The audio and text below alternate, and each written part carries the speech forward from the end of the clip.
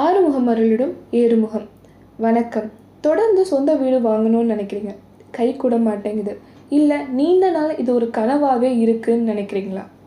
ஆறுமுகன், அதாவது அந்த முருகப்பெருமானை நினச்சி 6 செவ்வாய்க்கிழமை இந்த பூஜையை செஞ்சுட்டு வந்தீங்கன்னா கண்டிப்பாக கைமேல் பலன் உண்டு.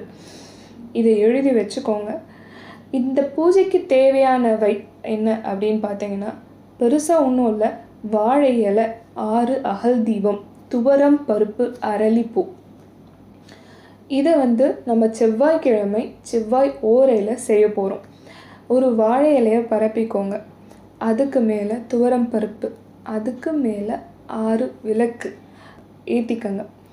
விளக்கில் நம்ம எண்ணெய் அல்லது நெய் எது வேணாலும் ஊற்றிக்கலாம்.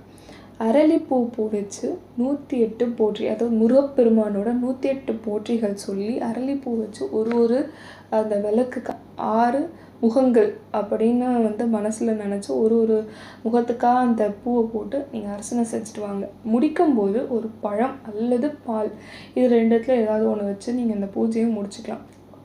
செவ்வாய் ஓரை தெரியாதவங்களுக்கு 6லேருந்து 7 வரைக்கும், காலையில் 6 மணிலேருந்து 7க்குள்ளே இந்த செவ்வாய் ஓரையில் நீங்கள் இந்த பூஜையை செஞ்சுட்டு வந்தீங்கன்னா உங்களுக்கு கண்டிப்பாக கைமேல் பலன் உண்டு. அதாவது பலன் மாறுபடும்.